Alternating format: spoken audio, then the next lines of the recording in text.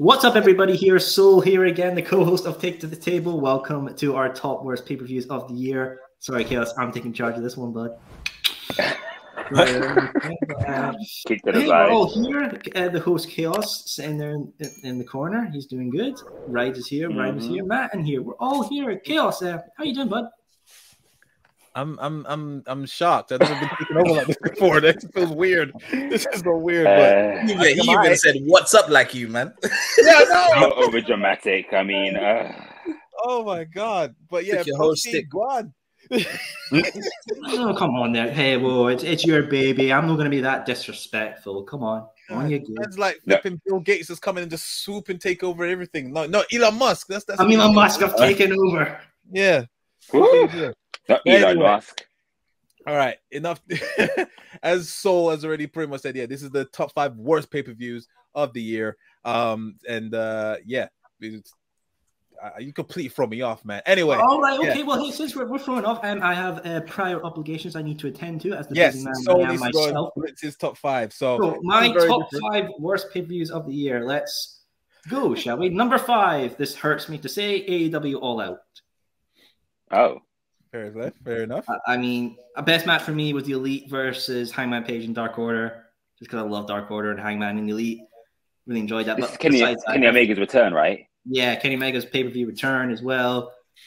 For the Trios Championships, where the Elite won and then lost after Ace Steel bit Kenny's arm and Punk threw a chair at Bucks' heads. The worst match for me, or my least favorite, was Jade Cargill versus Athena and Ricky Stark versus Powerhouse Hobbs. And Jungle Boy versus Christian Cage, just because they were squash matches and utter pish. I mean, come on. Yeah. Athena and Cargill could have gone for a lot longer, done more things. I mean, all in all, I think the event was just really tainted by the brawl after, and it's just really you look at it and it's like, yeah, I could try and enjoy it, but I know what happens afterwards. Yeah, it's a black spot for sure. Yeah, very much so. My number 4, this is going to be a weird one I don't think anyone's going to respect, is NWA Hard Times in New Orleans. Who? Exactly. You know, I need to get that. The NWA, the promotion that keeps on trucking. I mean, yeah, this is the one where fucking Tyrus, the Funkasaurus, becomes the NWA World Heavyweight Champion, up there with the likes of Harley Race, you know, fucking Jeff Jarrett. I mean, he was a great NWA.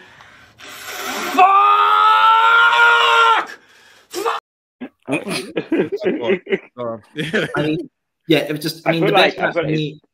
Honestly, the best match for me was Kerry Morton versus Homicide for the Junior Championship. That's the only real match I give 2 shits about.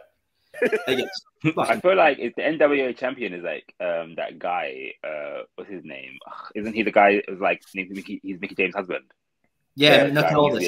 So he was basically saying, "This place is a shithole. I'm fucking off." Fair dues. The man has a point. Number 3. Fuck this pay-per-view. Before I say anything, fuck this pay-per-view. It's Ric Flair's last match. Oh. I never actually watched that. Shit. Yes. Fucking, if I want to see a 70-year-old man be beaten with by younger people, I go to a care home. Fuck that shit. Didn't he fake a heart attack? I don't give a fuck. Fuck this pay-per-view. Honestly, was there a good match? Honestly, I'm thinking Killer Cross versus Davey Boy Jr. That's the only real match I really give 2 shits about. Number 2, the Royal Rumble. Fuck the Royal Rumble. Waste of fucking time. Fuck the Rumble. Fuck Betty versus Doudrop. Only good match for Seth Rollins versus Roman Reigns. Finish was a bit shitty. Fuck it. My worst fucking pay-per-view of the year is one from the start of the fucking year. Since this pay-per-view was bought for 25 fucking quid, I have felt I have been personally robbed. I have been shivved, left in the street, and bled for death. It is fucking the World on GCW. Fuck this show. Fucking garbage championship wrestling. Matches that went to shit. Matt Cardona versus fucking Joey Janela. I love Matt Cardona, but this match went for 30 fucking minutes. With run-ins and fucking all this other piss shit. Fuck it. Hate it. After fucking pish, I want my fucking money back. The only match I really give 2 shits about was Effie versus Jeff Jarrett and Ruby Soho versus Ali Cash. Fuck everything else. Fuck it. I fucking hate this shit. I'm out gonna go get fucking pissed. Fuck this shit. Fuck the World on GC fucking W. Thank you very much. Okay, so I'm like semi-obsessed with you now. Deal with it. Okay. I feel like everyone should do it like that from now on. Like that should be the format. Like, I mean, sorry, for fucking Ric Flair's last match. If anyone actually has that on their top 5 best list. They're probably the kind of cunts that fucking have a Ric Flair body pillow Not a that beats when you C-bomb. punch it or some shit like that. I'm sorry, whoever the fuck has that on your best match, Ric Flair's last match, honestly, I might even put that out of my fucking number 2 because it's just got me fucking raging right now. Fucking hate that shit. I mean, everyone's in their fucking watch party just watching it like, yes, I want to see a fucking 60-year-old man get fucking fucked on the floor, and fucking Undertaker's there just like, thank fuck I retired right now because I was that fucking state. I'd be a fucking mess. It's like really hot in here all of a sudden. I mean, oh my god, right. I'm out. I'm going to get this. Get the table, boys. It's been great to be here. Viewers, whenever check out the latest episode of the Soul Sessions, best show on the YouTube channel. Check me out. Peace, everybody. Chaos. Have fun moderating. Bye. bye. Wow. I feel like he left. You didn't kick I him. don't He think left. Yeah, he left. Dropped the mic and left. Got things to do. Wow. That's one way to start the show, ladies and gentlemen. So this is going to be very interesting. How we So I guess we're just gonna jump straight into it now. I guess. Yeah, I guess let's start this. Yeah, now the real show begins. No, I'm joking. Number 5. I'm not even gonna bother play the intro. Matt, you put your hand up. For me, like I'll probably say Bound for Glory, to be honest. Oh, you had actually a watched it? glory? Oh wow. Not the whole way through, but there's one moment in particular that's kind of just made me yeah. Wait, that one moment completely put you like, fuck this pay-per-view. Yeah. Well, if you remember, I said the same thing last year when we did this, and I told you that there was one moment at the TNA Impact, pay-per-view that I watched, and it was like Rhino and Heath Slater backstage waiting for their cue, but the camera was on them, and they didn't realize the camera was on them. For like a good 2 minutes, the camera's on them, but they're waiting for the other scene over there to finish, but the camera was on them, so they were meant to go, but they weren't. And I was like, okay, if I paid money for this, I shouldn't see this. But that was the one moment that ruined that whole pay-per-view for me. It was like their Royal Rumble, so I don't know what is that Bound for Glory? I think so. Yeah. Again, Bound They for had Glory. that Rumble Fair match. enough. But what was the part I missed? Bully Ray winning the Call Your Shot Battle Royal. Oh, that weird Battle Royal. Like, and it had all the ECW people in there as well. Like Tommy Dreamer, Rhino, they all had a big little hug, and Bully Ray won. Even though he's not really part of the roster, he was like a one-off event, wasn't it? Yeah. But to me, having like a 51-year-old win like the Battle Royal when they got like people who's capable of actually winning, like I just thought, it's not for it at all. Fair enough. So that made you. So the Call Your Shots Battle Royal, that's their Royal Rumble, right?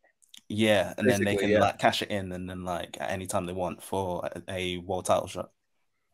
Okay. So Royal Rumble / Money in the Bank type of thing, but without the ladders. So fair enough. Rides, do you have any worse? Or no? What, like a number 5, or just in general, or what? Yeah, this is like there's something like a little warmer that really really pissed you off. It can be a match or a pay-per-view. I don't know. Yeah, for you, I'll make an exception. I don't even think I watched it, but day one, just because Biggie lost the title. Fair play. To Lesnar. Like, what? There's a pattern here, bro. Like, what's going on? And keep in mind that he wasn't even meant to be in there. It's all because Roman Reigns he contracted COVID, I think, wasn't he? He wasn't against Lesnar, and there was rumors that Lesnar was going to win that match as well. So crazy how things change. But I don't know if I'm to critique myself. It's unfair that I say that because I can't remember the actual pay-per-view. That moment was enough to put the whole pay-per-view in the trash for me. So. You aren't missing much. You aren't missing much. Understandable. Okay then. For me, I'm gonna go first. For me, the pay-per-view at number 5 for me was AEW Double or Nothing. Wow. What was that one? So that one was when it was CM Punk defeated Hangman Page. He became champion, but there was a lot of filler in that pay-per-view. So there was again Jade. I feel so bad because I feel like I'm shitting on it, but I love Jade Cargill. But I do. Yeah, believe it or not, I actually do. I love the presentation and stuff, but she's been put in really lackluster feuds. That really makes me sour. I don't think it's that she's been put in lackluster feuds. I think for her, it's the similar thing of Ronda Rousey, like Jade Cargill, whatever her name is. Cargill, yeah. She's very green. and they're trying to make. Compared to she's improved. She's improved. Don't get me wrong. Like, I'm not saying that she's like, she's bad, but the thing is that the presentation and everything is there. The star quality is there. Everything is there, but it's just her in-ring work is just not in her in-ring work doesn't match the everything. It's like the difference with, like, I guess, and Alexa Bliss, for example, who was the same, but Alexa Bliss had people that made her look good, whereas no one's really making Jade Cargill look solid, And so the matches kind of don't slap. If that makes sense. Who did she face? Anna Jay? Yeah, Anna Jay. Yeah, and it's what's Anna like? Not to take from Anna Jay, but I mean, like, she wasn't like a viable title contender, so it was really throwaway. Something you would see on Dark. Yeah, I'm with you. So yeah, there was that throwaway match. The Hardys beat the Young Bucks, which I did not agree with. Was that the one when he like did a swanton bomb on the stairs or something like that? No, that wasn't against David, not David, Darby Allin. Darby, yeah, that was Darby Allin. Why did I say David Allin? And he won, which would piss me off even more. And this one obviously had it had a little slight of a dark cloud because obviously there was Wardlow against MJF, and there was obviously talk backstage that he left early and he probably wasn't going to show up. Then he got squashed. So there was like that kind of dark cloud. The Owen Hart Foundation matches. What the fuck? That was Britt Baker one. Joe, and then Britt Baker beat Ruby Soho when this could have definitely helped Ruby Soho be more taken more seriously, because since this she hasn't done downhill. Absolutely downhill. That was like, literally, that was the moment where the Ruby Soho train stopped. Yes. Are you sure that was the moment? Because I feel like the moment was when didn't someone drop her on her head or on her neck? Sammy. That was the moment that it was downhill. No, they did the double team, then she got that kick, and then it was like, like, from then she's gone now. She was the momentum was already done by because she was teaming up with Eddie Kingston. They were having the same matches every week on Rampage, and then obviously that happened. But yeah, like no one was really talking about her since this tournament, I feel. Did you know that Cole and Joe? I felt like Samoa Joe would have been a better fit, because like since they both won it, what's it amounted to? It didn't mean anything. They didn't use it in storyline, or was there acting a title shot at the end. It was just really, really weird. So in a way, is the Owen Hart thing kind of like the WWE? Well, the answer to the Dusty Rhodes Tag Team Classic, essentially. Yeah, but I feel like WWE handled the Dusty Rhodes Classic a bit better than this Owen Hart thing, because like you get a title shot at the end, and it brought together like interesting combinations of tag teams and whatnot. But this one, it just didn't benefit neither. It kind of reminds me of the tournament that the Undertaker won. Oh God, the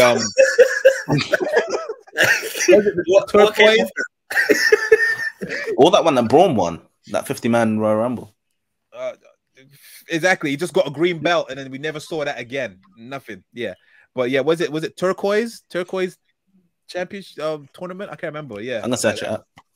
But we did get a graveyard match out of it, so that was that. But still, but yeah, just finishing up with this. Also the Anarchy in the Arena match, I thought it was alright. It was fine. And American Top Team versus Frankie Kazarian and Co. Again, another throwaway match. The only good thing about it was obviously CM Punk versus Adam Page, but we all knew that CM Punk was going to win. So yeah, that was that. So definitely one of the weakest pay-per-views in AEW this year. But yeah, more to come. Who's left? Mr. Rhymes, have you said your number 5? No? Yeah? You're asking me? Yeah. Oh, so my number 5, which was mentioned in the previous video, my number 5 is WrestleMania Backlash. Fair enough. Like, there was one match that I remember from that night, and it's literally earlier on when I was thinking about, okay, what's the pay-per-view that's like, one that I, and I was like, oh, WrestleMania Backlash, that happened after WrestleMania. What happened on that card? Oh yeah, Seth and Cody happened. What else? And you're like, oh, okay. Definitely a throwaway. Typical WrestleMania Backlash, number 5. Yeah, understandable. You say throwaway, but then Roman Reigns was on this card, and it was still bad. So it's like, Yeah. Because what do you think of Edge and AJ Styles, that match on that card? I don't remember it. Nothing special. It. No. So, and this is the thing. Like, this is the thing. Like, I remember more about their WrestleMania match than I do about their match at at WrestleMania Backlash. And I feel like wasn't WrestleMania Backlash didn't have a stipulation? Wasn't it like a? Was it no? Was it no holds barred? I don't think it was. Was it? It was something. I thought it was just a normal match. I don't think it was just a normal match. Wasn't it something like, oh, if someone loses, did they leave? Was it like, it was something like, or was it like, I don't know, was someone barred from ringside, or was it? It was something. Oh, yeah. Damian Priest was barred from ring. Yeah, and then there was a debut of Rhea Ripley in the thing. So yeah, that's what it was. Yeah, but it was nothing. It was nothing special. It was just that Damian Priest was banned from ringside. Yeah. But yeah, okay. But again, two top class superstars and whatnot, and yet I don't remember the match. So yeah, here's the thing: Edge and AJ Styles don't have bad matches, and their matches aren't bad. I just don't remember it. Yeah. No, I hear that. That makes sense. Matt, you said you're number 5, haven't you? Yeah, you did. Okay, cool. Fair enough. Number 4.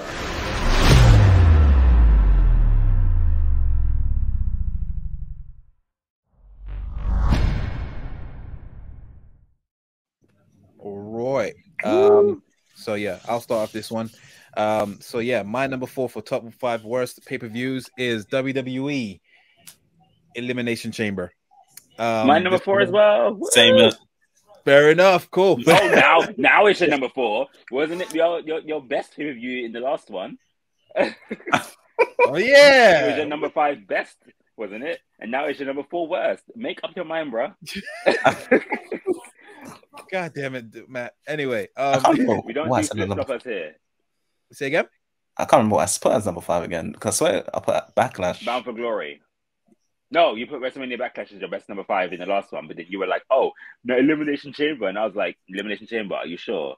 And then they all started laughing, and I'm like, okay, give him a chance, let him justify. You're like, oh, wait, no, come back to me. Fair enough. But yeah, definitely for me, this pay-per-view was an absolute dud.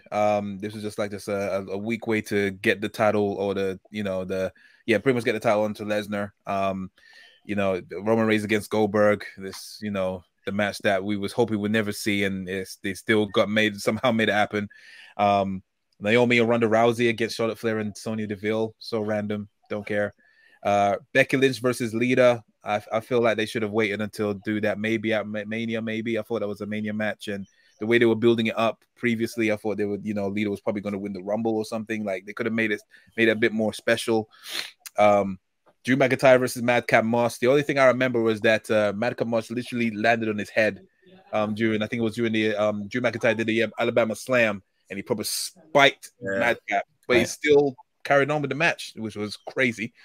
Both the men's and the women's Elimination Chamber matches were an absolute dud.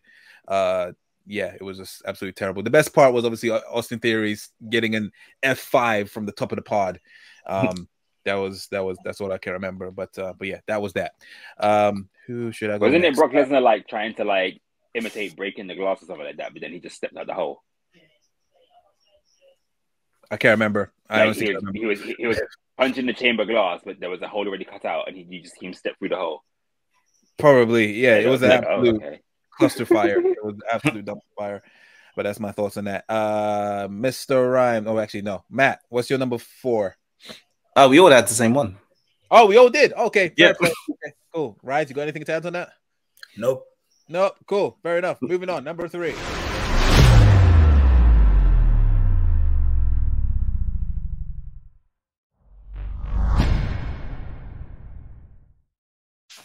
Okay, cool. Now, Mr. Rhymes, what's your number 3, please? Oh, God. So my number 3, weirdly enough, you ranked mad high in the last video, but my number 3 is War Games. Wow. What is your malfunction? Yeah. Like, let's be real. This pay-per-view was trash. Like, I feel like... Are you talking about Survivor Series? Accusations! These are not accusations. This is false accusation. No. Yeah. Yeah. Yes, I'm talking about Survivor Series that just happened, War Games. Okay. Trash, absolute trash. Like, you know, and this is the thing, like, you know, don't get me wrong. I always do that thing where I'm like, you know, superstars who are in NXT, match concepts that we see in NXT, I have to always kind of split, like, what I see in NXT is not what I'm going to see on the main roster, right? Yeah. I get that. But yeah, I'm watching War Games, and War Games had a buttload of generals who have been in War Games. So you had, like, what, Mia Yim, Rhea Ripley, Bianca Belair, and Dakota Kai. Oh, and Io Shirai. Oh, sorry, Io Sky, sorry. All of these women who have been in War Games before and whatnot, so therefore you know that they can perform in War Games, and yet the match still just didn't hit, didn't slap. But yet their War Game matches in NXT were good. So I just spoke. You didn't like the women's War Games in NXT. Nah, they just don't gel. It really feels like their matches do feel like they're trying to freestyle a lot of shit and it doesn't land. Especially the last one that had Raquel Gonzalez. No, not that one. Throw that one away. all the ones prior to that and whatnot. Where all the women's War Games and all the men's War Games. I feel like War Games are just genuinely like a good match and whatnot. Yeah. But then, like I say, I feel like, you know, this one's kind of, you know, it felt kind of like, oh, you know, yeah, we've got the Becky and Bailey stand up that we've been waiting for, but it's kind of like something was missing. Yeah. The only thing I will say about Survivor Series that I liked is that because I think there was only 6 matches on the card, that each match kind of mattered. There wasn't really like a filler spot, even though Ronda and Shotzi really did feel like a filler spot. But what's it called? You know, every match kind of mattered. Every match kind of like did what it had to. I'll give it that. But it's just a throwaway pay-per-view. And then apart from the storyline going into actual War Games and whatnot, it was just very kind of, like, you know, after you're going to have... I didn't actually watch Crown Jewel, so I can't really judge that one. But it's like after you have, like, SummerSlam, and then what came after SummerSlam? Extreme Rules? Yes. And then what came after Extreme Rules? Crown Jewel? Crown Jewel, yeah. Okay, then. But then it's like, you know, I just feel like the kind of... I mean, Extreme Rules wasn't amazing because I don't remember it. But then I feel like, again, the quality or the way that the shows are being presented and whatnot, it's like it was kind of on the up. But then I guess this Survivor Series just kind of fell flat, and nothing happened as well. Like outside of the storyline, nothing happened. There was no return. There was no, oh my god moment, like something that really stood out. Like if you really have to kind of like deep this pay-per-view, like what stood out? Men's War Games. That's in my opinion. In terms of story, no, but that's the thing. All you're talking about is just the storyline because of the whole and the match quality was great. And was it for the men's? What did they do? What did they do? I don't even remember anything in the men's War Games. Fair enough. It was way better than the women's. That's what I know. But here's the thing: like I can call out a bunch of the spots in the women's ones that I remember. I couldn't tell you a single spot from the men's. Fair enough. What was the spot from the men's? Aside from the storyline, like at the end, what was the spot from the men's? There was a table spot. There was obviously Drew died. Some did he take a bump or something? No, not necessarily. Was he even? Oh yeah, he was in the War Games, wasn't he? Yeah. There was some tweet saying "R.I.P. Drew." Like I thought he took a bump or something. No, he didn't. Just in terms of the story beats, that was good. And you know the when Sami Zayn obviously stopped the ref count, and then you know he offered Kevin Owens. That's what I'm saying. Like those, even though it's story beats, it also contributes to the match quality because obviously it obviously elevates it. So that's how I see it. Those kind of spots. They didn't do anything wacky, as in you know someone got thrown through the cage or a crazy table spot. But I felt those story beats I'd contribute to the match quality, so that's why I thought there was some good spots in there. But fair enough. Nothing happened. Basic pay-per-view. Nothing happened. Basic, it's just like throwaway. So it's like, Fair enough. Matt, what's your number 4? I would say Money in the Bank. Oh, okay. What was Money in the Bank? I didn't even put that up. And for me, the reason why I say that is because I feel like. Oh, this is one Theory one, isn't it? Yeah, lost the US title and then like won the Money in the Bank same night. Yeah.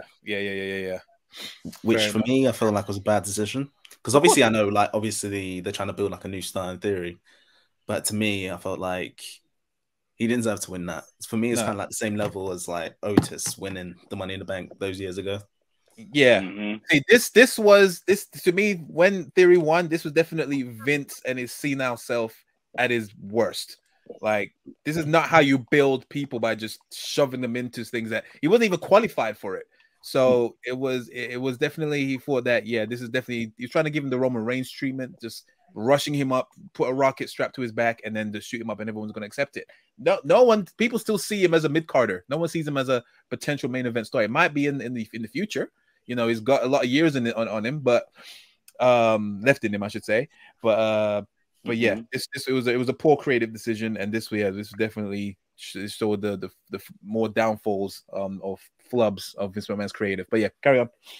And then the only thing I'll probably say that I thought was like a good part of the pay-per-view was Liv Morgan getting her moment, like cashing in and beating Ronda. But aside from that, even that, nothing as Stanford women, I was not happy with that. Fair enough. Only because it's that thing of like it's another year. Like, think of it, we've had what 3 or 4 years of women's Money in the Banks. Yeah. Yes. Or whatever. We have 4 winners, right? We have Carmella, Asuka, Nikki Cross, and Liv Morgan, right? 4 winners. Yeah. Carmella was the only one that held the Money in the Bank for like a year.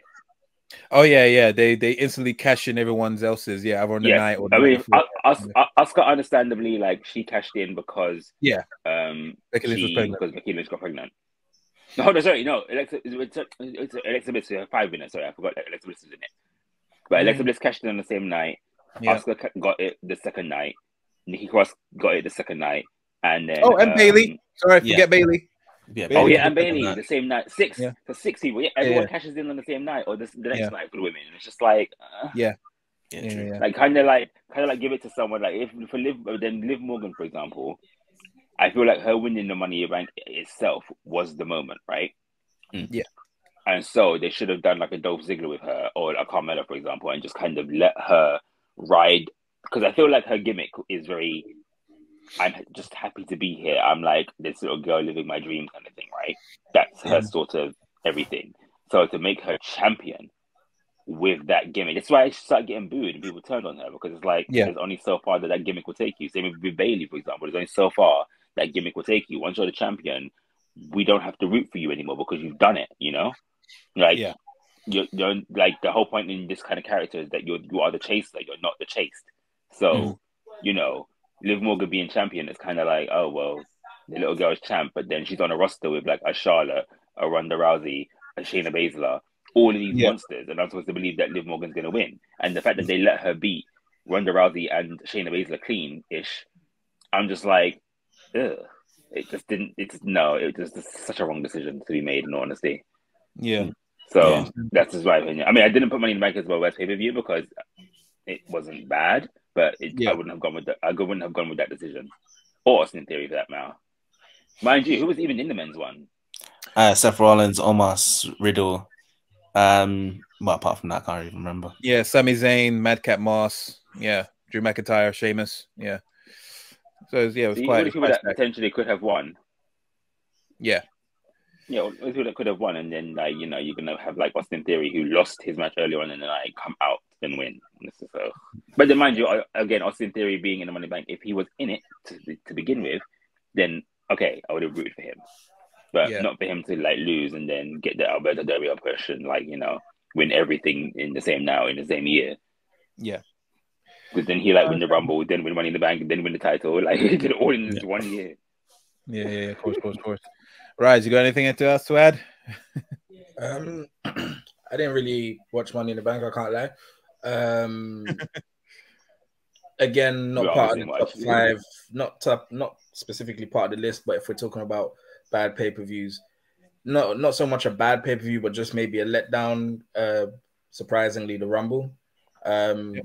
It's one of my favorite pay-per-views in general to look forward to, and I felt that the 2 Rumble matches probably were great if I go back and watch it as a whole, but the ending for both, like I said, I cannot remember. So that's it. Chuck that in there. Fair dues, fair dues. All right. So let us go to number 3. Oh, 2. We're on number 2. That's what I was thinking. Are we? Yes, we just did number 3. I didn't say my one then. Okay, so my one was day one. Yeah. Oh, that's your number 3. Yeah, that's my number 3. Day one is my number 3. Pretty much same as what you said. The huge stinker was Brock Lesnar winning. Like Brock Lesnar wins low. Becky Lynch against Liv Morgan was dead. Edge versus Miz, no one cared about. Drew against Madcap Moss, dead ass rivalry, don't care. The only good thing about it was we got to see the Usos against the New Day once again. That's about it. So yeah, number 3. That's the worst thing. Fair enough. Even if I didn't see it, I know it would have been good because they always have great matches. That's the thing. So that's one of them things. All right. So yeah, let's move on to number 2.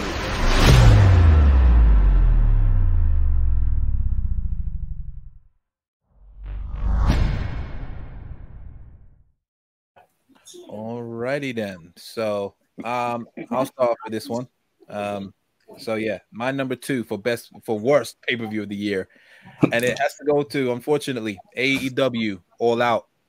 That was an absolute a black mark on the company, as we said before. Way too many matches. I'm looking at it right now, and there was 15 matches on that show. Wait, this is the one with the you said this is the one with CM Punk won the belt. Yeah, he won the belt, and obviously all the aftermath. Everyone just mainly remembers this pay-per-view for the aftermath. But yeah, if that never happened, the pay-per-view still wouldn't have been that great. Obviously, the best match was obviously Swerve and Our Glory against the Acclaimed. The first match, absolute banger. And obviously the Elite versus Hangman Adam Page and Dark Order. That was all good. But yeah, the casino ladder match was just weird. You know, the firm randomly came out and they won it for, obviously we eventually knew that ended up being MJF.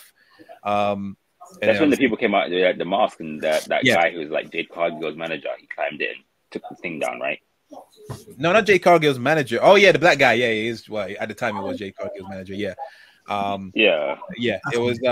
It was just an excuse. They just coupled up this match just to, obviously, for it to just have an excuse to debut or re-debut with MJF. It was really weird at the time. But yeah, a lot of throwaway matches. The Powerhouse Hobbs against Ricky Starks, that was built up nicely because that was obviously coming up to the end of Team Taz, and it ended up being a 4-minute match. And I was just like, what the hell? Chris Jericho against Danielson was okay, a bit too long. Christian Cage versus Jungle Boy, absolute pointless, like 20 seconds. What the hell? That's the one when he like threw him off the stage, right? Or chokeslammed him on the stage or something like that. That's when Luchasaurus chokeslammed him on the stage and then threw him like with that weird double turn with Luchasaurus. It was really weird. So yeah, it was all over the place. Definitely not their finest moment. But yeah, that's my thoughts on All Out 2022. So Matt, what's your number 2? I for number 2 would say day one, because like everyone's covered all the points, but for me, I felt like it was, well, Seth Rollins had 2 missed opportunities. Day one to win the WWE title, then Money in the Bank to win the briefcase, and I feel like in that match at day one he should have won. But yeah, I think the rest of it's mediocre. Apart from the Usos and the New Day. Fair enough. Mr. Rhymes, what's your number 2, please?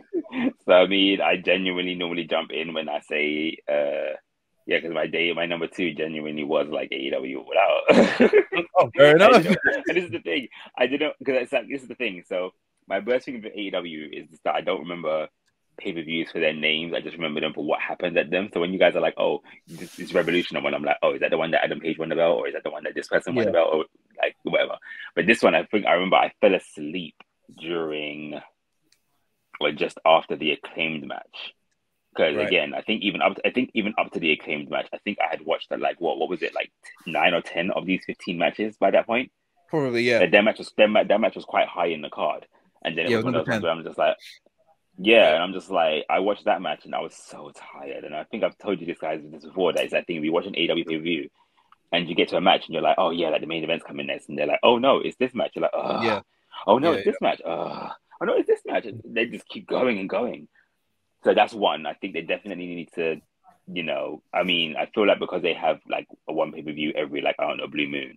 So maybe they do need to have a lot of matches on the card, but if they're going to do that, then I don't know. It's a weird one. But then also, like I say, like I feel like it's that whole thing where, CM Punk won the belt, which in all honesty, I didn't want to happen because I didn't think that him returning warranted him needing the belt. Does that make sense? I feel like he could definitely have just been the superstar that, like, he's still going to be. Okay, you remember how, like, Shawn Michaels, when he returned in 2002, right? Yeah. And he only won the belt once and held it for a month or whatever it was, or 2 months. Yeah. And that's it. But he was still the main event guy. He was still one of the top guys. He was still probably the top guy, but just never, ever held the belt. He'd be in championship matches. He'd do stuff with people and whatnot to get them where they need to be or whatnot. And he was always considered that guy. He just wasn't the guy, like, in the sense of he wasn't the champion. I feel like CM Punk could have been that in AEW. And CM Punk could be that anywhere because he is that guy. He's still, regardless of where he goes, he is a name. Do you know what I mean? Yeah. And so for him to come into AEW, I don't think he needed a championship run, or he didn't need the belt, in my opinion. So to put the belt on him, I was like, oh, well, okay, I guess we're doing this. But then also, yeah, he had that whole weird interview afterwards, and then there was a whole fight, or whatever it was. I'm just like, oh, this was a bit messy. Very, very. Oh, it was the interview after the dog. Was it the interview, the dog collar one, or this one? I can't remember. Sorry? He did like a shoot interview. Was that the dog collar match, or was that? No, it was this one. This one, yeah, the press conference. Yeah, that was after this one. Yeah, this is the thing. I didn't watch the whole press conference, but I watched it in like bits and pieces. So like I was watching like different parts. So I didn't know what part was what, but then his demeanor and just things that he was saying kind of didn't make sense, or it just seemed a bit off. It was out of nowhere. And then you hear that he had a whole fight with the Bucks. Yeah, it was right. So unneeded. Like, there was a guy that was there that was formerly associated with Colt Cabana, and he basically said, like, do you know Scott Colton, which is Colt Cabana's real name? And the guy basically said, no, I don't fuck with him. And he was like, okay, well, I'm just going to shoot anyway. So it was really unneeded, unprofessional from CM Punk, and that's what is left. People lost a lot of respect for him because he just went into business for himself, and it was not. And the boss was right there. He's got a lot of balls to do it when the boss is right next to you. But yeah, Tony Khan just completely. It looked like he was afraid of CM Punk because he didn't say anything. Like I said it in previous shows before, there's no way in hell he would do that in WWE. I just know that for a fact because he goes on like this rebel, but because Tony Khan is a friend and not a boss, he just went to business for himself, and then look where we are now. So that's my thoughts on that. Okay, Rides, do you have any thoughts on a number 2, or what least sorts? That was your just kind of echoing what you guys are saying. I didn't think All Out was a bad pay-per-view, but it's obviously tainted by what happened. Like I said, it had one of my favorite matches of the year with the Acclaimed and Swerve in Our Glory. But really, when you think of All Out, it's the press release or the media scrum or whatever they're calling it, and then what everyone said about Day One as well. Yeah, so I agree with you guys. Fair enough. Cool. All right, so we've come to the final spot, number 1.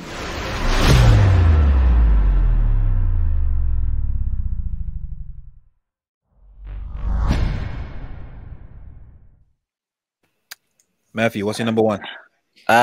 It's already been said, but I'd say Royal Rumble, because I'd say I'm going to say that as well. That's joint number 1 as well for me. That's my number 1 for me as well. Because I'd say the Renaissance. Really, you guys really did not like the Rumble? It was a dud. It was a dud. There's no way you can justify it. It was an absolute dud. The hype for it was not that great. And the finishes were just lazy. Times that they had hype for it.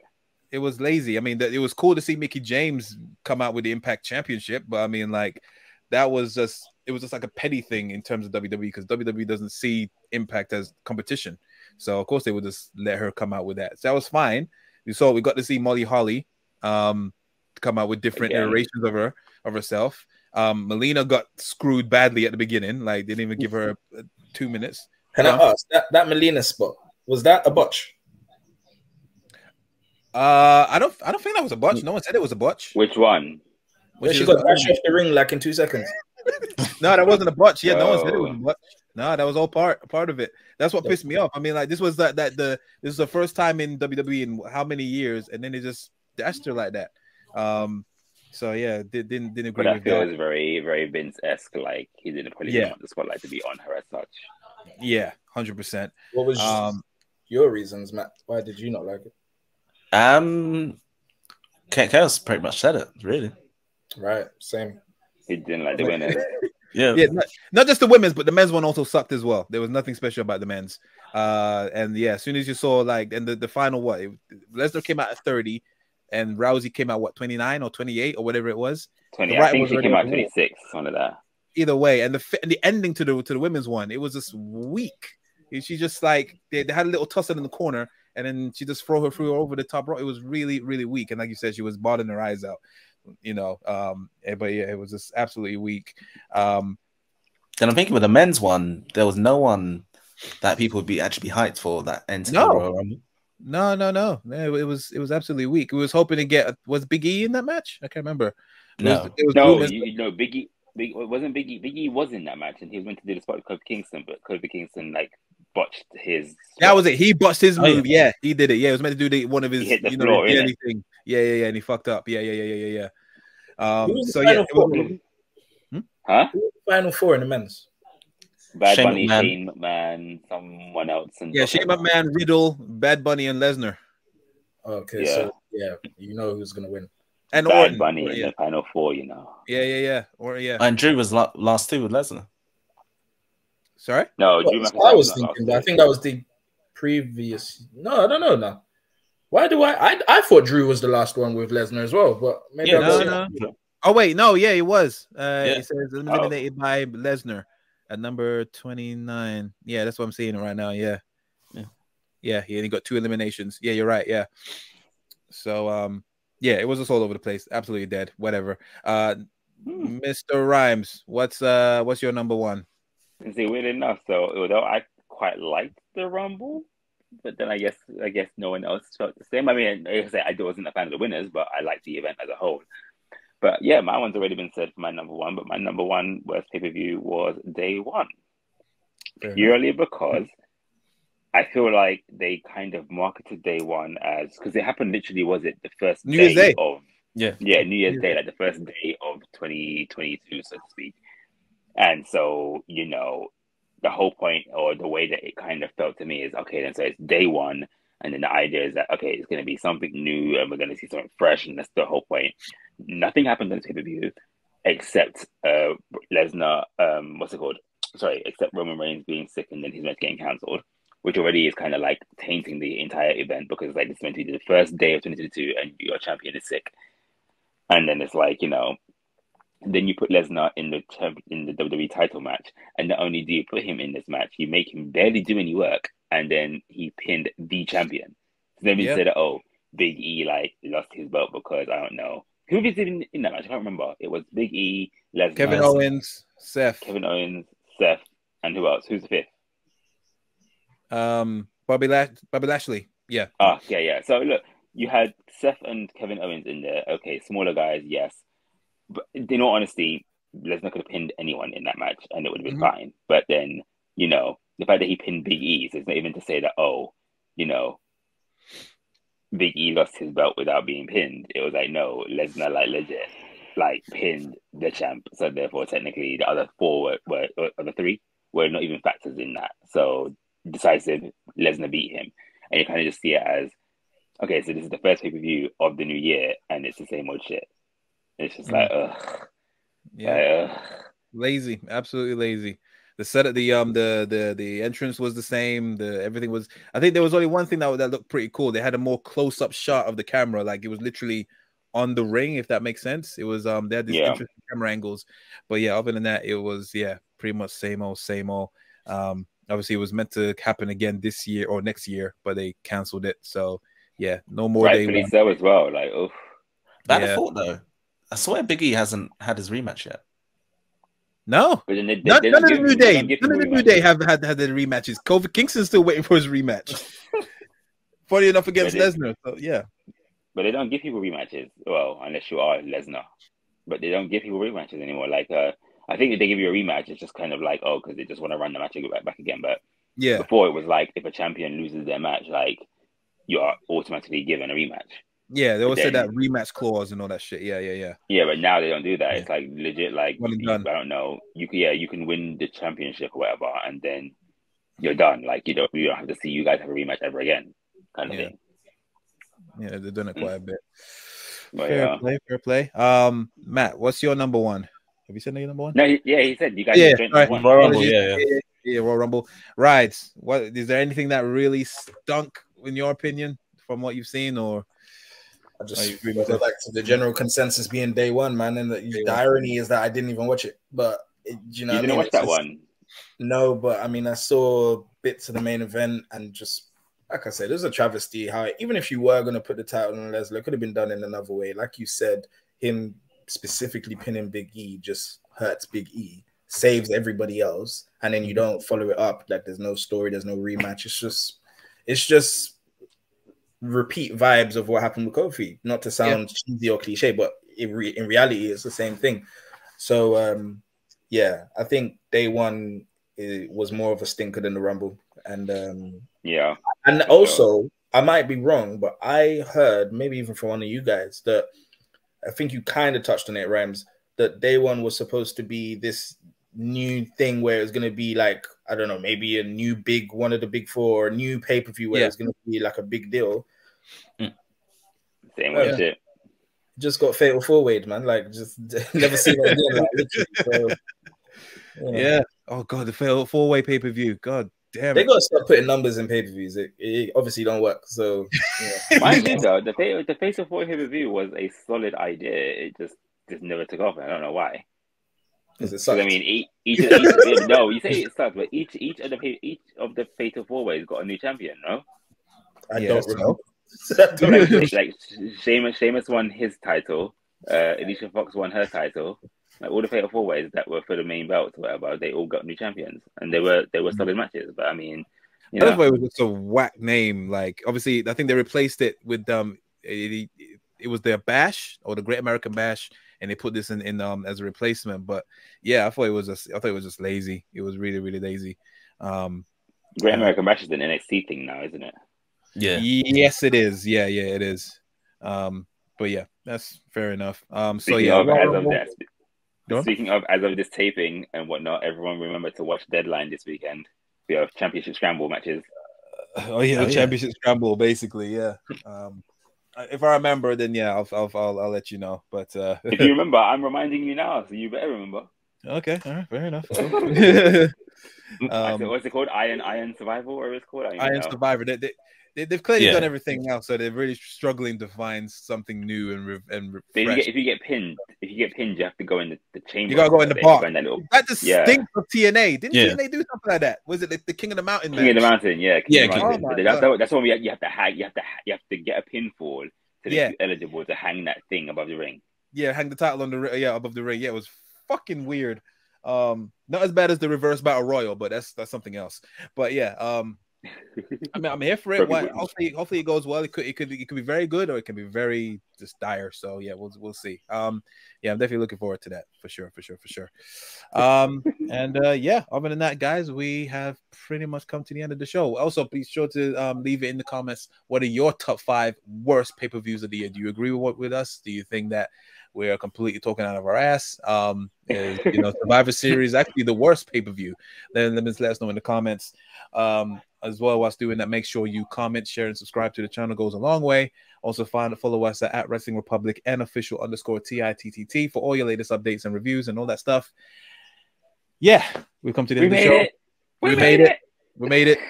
Same time next year, guys. Hopefully. Next year, dude. You got to be doing a show ready for WrestleMania. No. Well, yeah, we got to be going for WrestleMania, of course. But then there's also what's it called? Royal Rumble. As I just said, there is this deadline thing this Saturday. No. I might do a review. We'll see. I don't know. We'll see. We'll see how it goes. See if the demand is there. Mind you. Quick finish. This quick kind of thing. What is your most favorite moment of the year? Because there's a lot that's happened. Or what's the most like shocking moment of the year that made you go, holy shit. Like, let's start with you, Rides. Is it me? I think. Oh, Do you right. say Rhymes or Rides? Rides. Big man Rides. I want to say this. I might be wrong, and I might change my answer after we stop filming. But for now, I'm gonna say the standing ovation that Sheamus got at the Clash. That was, obviously following the great match, great moment, and then it just, I think he deserved that, and that was I like moments like that. So fair play. Honorable mention, Acclaimed winning the titles. Oh, okay. Yeah. See, I missed that match, but I watched their first one, and I did like their first match. Okay, fair enough. But I don't like the scissor gimmick, though. It's odd, but sure. Oh, fair enough. What about you, Matt? What's your favorite moment of the year, or most shocking moment for you this year? Shocking moment? Don't know. I think probably my favorite moment would probably be Edge turning heel. I think. Oh, okay. How did he turn heel? I forgot. He basically called out the roster, like when he's trying to find out who he's going to face him at WrestleMania. AJ Styles came out. Oh, yeah. And said to him, like, he wants, like, the bulldog AJ Styles. Yeah. And kicked him in the balls. Basically. Concerto them, yeah. I mean, if we're talking shocking moments, then it's Regal.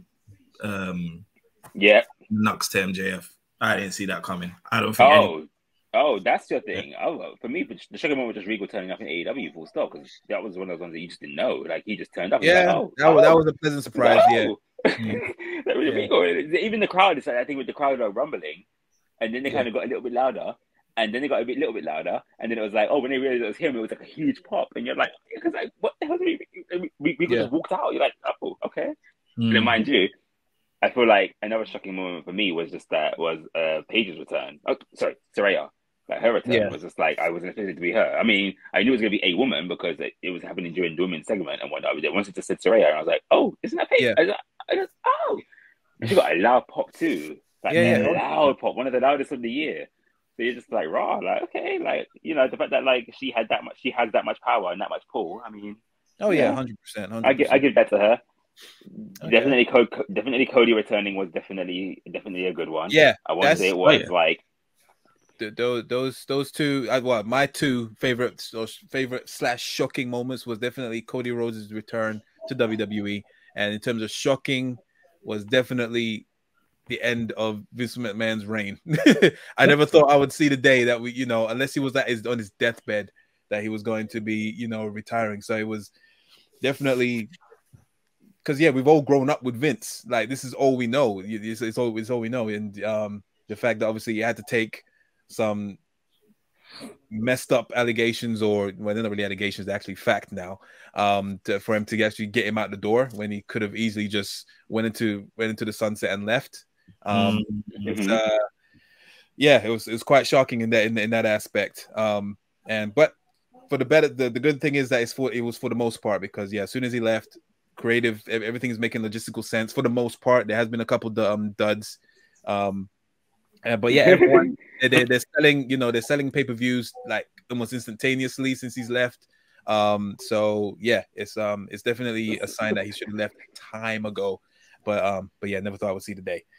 I want to make a random kind of like comment, or I want to ask you guys like a random question. Is anyone actually watching NXT right now? No, on and off, not properly, no. Oh man, so you guys haven't seen Scripts? Oh yeah, Reggie, yeah. See that script thing. What the fuck is that? Some weird rhyming. No. Scripts is like, I don't even know. I mean, I just watched like NXT, like, was it last week last week I think it was, and then it's just like Scripts comes out or whatever, and then I'm just like, wait, is that Reggie? Like Reggie, that's Reginald, right? And then this is like, they're like, oh, it's scripted. He's being all mysterious, but then still using the trampoline to get in the ring, and I was just like, oh, like this is not good. See, that's the thing. Like, sometimes, I mean, maybe you guys can't relate because you're avid watchers, and I've fallen off a little bit lately. But sometimes I just like, hit YouTube or whatever, and I'll see random things, and because I haven't been watching it, it's like so left for me. Like what's going on? Like I see flipping Mansoor and one of the guys from what's that? That fake. Oh, Marseille. Retribution. The whole and I'm like what did I miss, bro? Like nothing wrong with it. Like it's refreshing, but I didn't see the jump. The last time I saw this brother Mansoor, he was teaming up with Mustafa Ali. I didn't even see the transition. Yeah, it's maximum models now. Like it's Mansoor. You know what I'm saying? That was the last time you saw him. That's the last time you saw him. This is what it's like for me. Like I'll turn on and it's like, bruh, like whole new gimmicks. Yeah. So many situations like that lately. And T-Bar's back to Dijak now.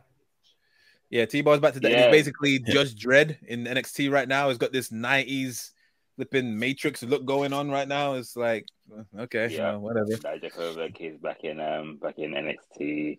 Yeah. Apollo Crews is weirdly enough doing well in NXT. He's likely he's going to be the one to dethrone Braun Breaker. Everyone's saying that he's favorite to dethrone Braun Breaker. I hope so. But he doesn't have. But then just to point out, he does not have his accent. It's done. That is completely done with. Yeah, he poked fun at it though, but he doesn't have his accent anymore.